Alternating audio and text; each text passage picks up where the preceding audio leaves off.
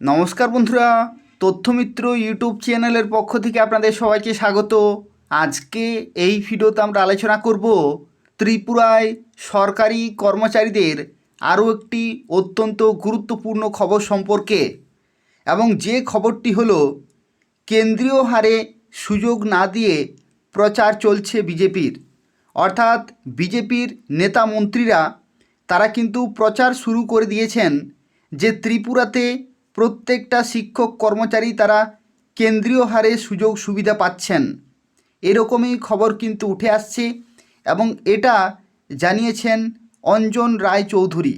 সম্পূর্ণভাবে দেখুন, অনেক কিছু নতুন নতুন তথ্য আছে, সেই সম্পর্কে আজকে এই ভিডিওতে আমরা আলোচনা করব।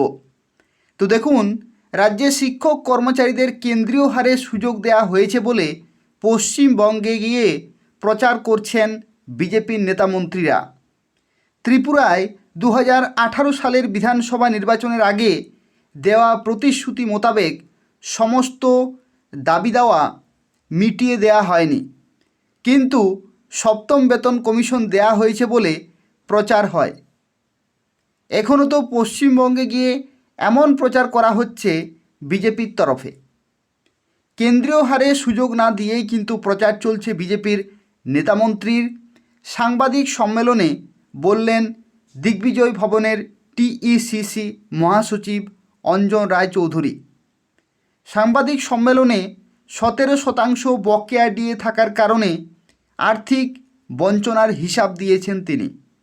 অর্থাৎ ত্রিপুরাতে group B, group C, group D এই সমস্ত কর্মীরা কীরকমভাবে আর্থিক দিক থেকে বঞ্চিত হচ্ছেন তার হিসাব কিন্তু দিয়েছেন।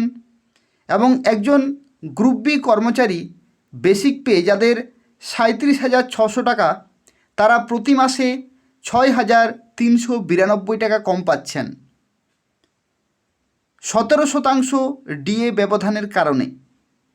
যাদের বেসিক পে 1,33,310 টাকা, তারা 22,663 টাকা কম পাচ্ছেন। গ্রুপ সি কর্মচারী 18,000 বেসিকে 3,060 টাকা, 96,620 টাকা বেসিকে 16,425 টাকা কম পাচ্ছেন। 17% ডিএ ব্যবধানের কারণে গ্রুপ ডি কর্মচারী ন্যূনতম 2,720 টাকা এবং সর্বোচ্চ 8,903 টাকা কম পাচ্ছেন। শুধু ডিএ ব্যবধানই নয়, রাজ্যের শিক্ষক কর্মচারীদের আর্থিক বঞ্চনার বিষয়গুলি তুলে ধরে অঞ্জন রায়চৌধুরী বলেছেন যে রাজ্যের শিক্ষক কর্মচারীদের কেন্দ্রীয় সরকারের শিক্ষক কর্মচারীদের সঙ্গে তুলনা করলে বিরাট ক্ষতির শিকার ত্রিপুরার শিক্ষক কর্মচারীরা। কেন্দ্রীয় হারে সপ্তম বেতন কমিশনের সমস্ত সুযোগ সুবিধা দেওয়ার কথা বলা হলেও পরিবহন ভাতা সহ আরও অন্যান্য সুযোগ সুবিধা কিন্তু কম দেওয়া হচ্ছে ত্রিপুরায় কর্মচারীদের। এমনকি যারা স্টাফ নার্স, তারাও নানা দিক থেকে আর্থিক বঞ্চনার শিকার হচ্ছেন।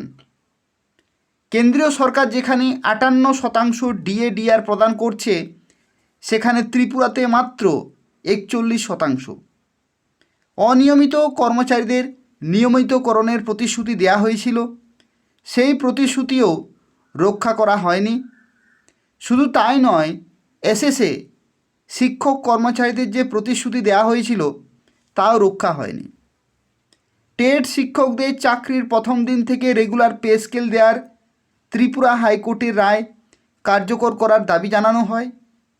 এদিনের সাংবাদিক সম্মেলনে chairman Nanigopal Chakraborty, vice chairman Sureshchandra Saha এবং শঙ্করলাল দে, যুগ্ম সম্পাদক উষারঞ্জন লোধ, সংগঠন সম্পাদক কৃষ্ণদাস ভৌমিক কিন্তু উপস্থিত ছিলেন। প্রসঙ্গত, বিধানসভার বাজেট অধিবেশনেও শিক্ষক কর্মচারী, এসএসএ, অনিয়মিত টেট সকলের দাবিগুলো তুলে ধরছেন মথা কংগ্রেস এবং সিপিআইএমের বিধায়করা। সঙ্গে বিরোধী দলনেতাও এসব ইস্যুতে বারবার সরব হচ্ছেন বাজেট অধিবেশনে। অর্থাৎ এই যে বাজেট অধিবেশন চলছে, এই বাজেট অধিবেশনে এই সমস্ত গুরুত্বপূর্ণ যে পাওনা করি, গুরুত্বপূর্ণ যে দাবি দেওয়া, সেগুলো কিন্তু বারবার তুলে ধরা হচ্ছে অধিবেশনে। এবং যে প্রচার চলছে পশ্চিমবঙ্গে গিয়ে বিজেপির নেতামন্ত্রীদের, যে কেন্দ্রীয় হারে সমস্ত সুযোগ সুবিধা দেওয়া হচ্ছে ত্রিপুরায় কর্মচারীদের, এটা কিন্তু ঠিক নয়। এরকমই মন্তব্য করেছেন অঞ্জন রায় চৌধুরী। এবং যাতে বিজেপি যে সমস্ত প্রতিশ্রুতিগুলি দিয়েছিল ক্ষমতায় আসার আগে, ভিশন ডকুমেন্ট, কেন্দ্রীয় হারে বেতন কাঠামো, অনিয়মিত কর্মচারীদের নিয়মিতকরণ, এই যে সমস্ত প্রতিশ্রুতিগুলি দিয়েছিল এগুলো যাতে বাস্তবায়ন করা হয় তার জন্য কিন্তু বর্তমান সরকারকে ভাবতে হবে। না হলে ত্রিপুরাতে যে সমস্ত সংগঠনগুলি রয়েছে সেই সংগঠনগুলি খুব শীঘ্রই বৃহত্তর আন্দোলনের কিন্তু ডাক দেবে। প্রত্যেকটা সংগঠন কিন্তু এরকমই বলেছে যে যদি তাদের পাওনা কড়ি সঠিকভাবে মিটিয়ে দেওয়া না হয়, যদি সমকাজে সমবেতন কর্মীরা না পায়, যদি অনিয়মিত কর্মচারীদের নিয়মিতকরণ যদি না করা হয়, অষ্টম বেতন কমিশন গঠন অর্থাৎ নতুন বেতন কমিশন গঠন যদি না করা হয়, তাহলে কিন্তু বৃহত্তর আন্দোলনের ডাক দেবে প্রত্যেকটি সংগঠন। এবং তার সাথে সাথে আমরা দেখেছি যে ত্রিপুরা কিন্তু ডাবল ইঞ্জিন সরকার। যে সমস্ত রাজ্যগুলিতে ডাবল ইঞ্জিন সরকার রয়েছে সেই রাজ্যগুলিতে কর্মচারীরা তারা কিন্তু কেন্দ্রীয় হারে সমস্ত সুযোগ সুবিধা পাচ্ছেন। 58% ডিএডিআর থেকে শুরু করে আরও বিভিন্ন সুযোগ সুবিধা, ট্রাভেল অ্যালাউন্স, মেডিকেল বেনিফিট, এগুলো কিন্তু অনেক বেশি করে পান। অথচ ত্রিপুরাতে ডাবল ইঞ্জিন সরকার থাকা সত্ত্বেও এখানে কর্মচারীরা বিভিন্ন দিক থেকে কিন্তু বঞ্চিত। টিএ থেকে শুরু করে মেডিকেল অ্যালাউন্স থেকে শুরু করে সমান বেতন কাঠামো কিন্তু নেই বিভিন্ন কর্মচারীর। এরকমও খবর কিন্তু উঠে আসছে যে একই দপ্তরে 5 জন কর্মচারী কাজ করেন, হঠাৎ করে একজন কর্মচারী নিয়মিত হয়ে গেলেন আর বাকি 4 জন কিন্তু অনিয়মিত। এইরকম উদাহরণও কিন্তু ত্রিপুরাতে হচ্ছে। তো এই যে অসমতা, সেটা কিন্তু কর্মীদের ক্ষেত্রে এটা গ্রহণযোগ্য নয়। কারণ যদি নিয়মিতকরণ করা হয় তাহলে সেই দপ্তরে বা পুরো ত্রিপুরাতে যে সমস্ত কর্মীরা রয়েছেন সবার জন্যই কিন্তু সমান নিয়ম প্রযোজ্য হওয়া দরকার।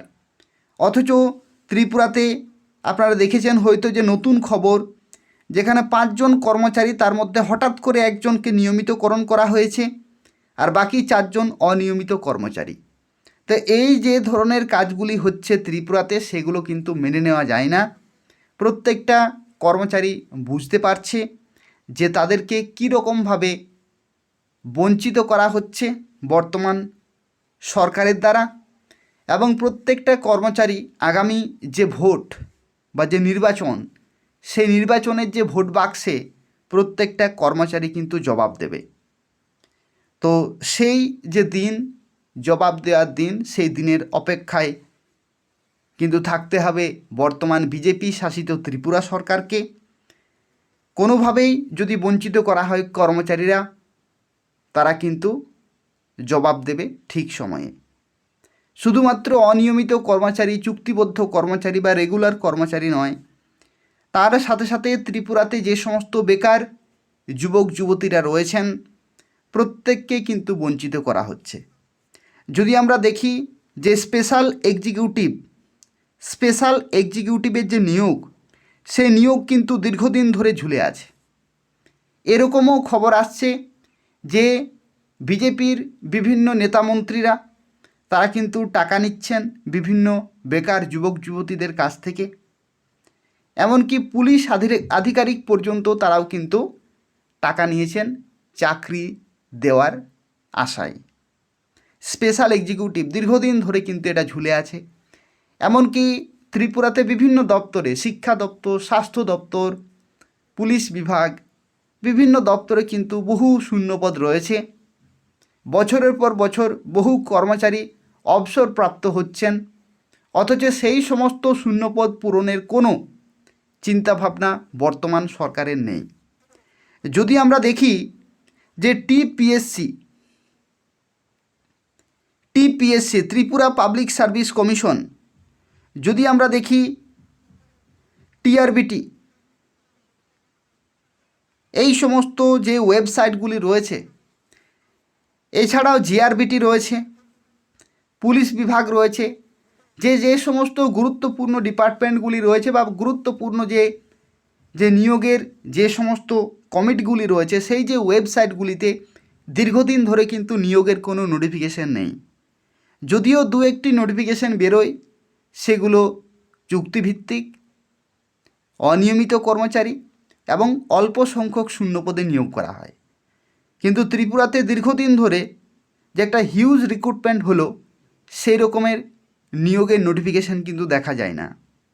এমনকি যদি নিয়োগের নোটিফিকেশান বার হয়, সেই নিয়োগের ফর্ম ফিল আপ, তারপরে পরীক্ষা রেজাল্ট, তারপরে আবার দ্বিতীয় পরীক্ষা, তারপরে ইন্টারভিউ, এই সমস্ত ধাপগুলি পেরোতে 4 থেকে 5 বছর কিন্তু লেগে যাচ্ছে। অর্থাৎ একটি নিয়োগ প্রসেস শুরু হচ্ছে 4 থেকে 5 বছর, এমনকি 5 বছরের বেশি সময় কিন্তু লেগে যাচ্ছে। স্পেশাল এক্সিকিউটিভ দীর্ঘ 4 বছর ধরে কিন্তু ঝুলে আছে, এখনও পর্যন্ত 6000+ শূন্যপদে নিয়োগ পর্যন্ত হলো না।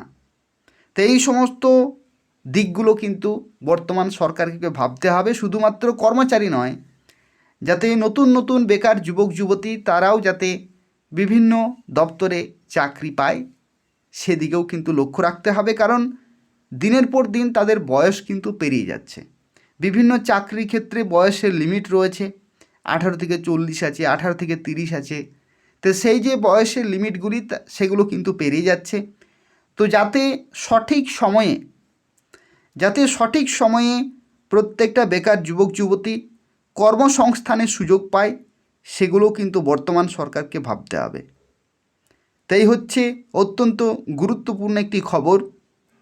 আর এই যে অধিবেশন চলছে, অধিবেশনে আরও বিভিন্ন সিদ্ধান্ত কিন্তু গ্রহণ করা হবে, এরকমই জানা যাচ্ছে বিভিন্ন সূত্রের মাধ্যমে। দেখা যাক, যা কিছু সিদ্ধান্ত গ্রহণ করা হবে সেগুলি আমি আপনাদের সময় মতো জানিয়ে দেব। অবশ্যই চ্যানেলটি সাবস্ক্রাইব করে রাখুন।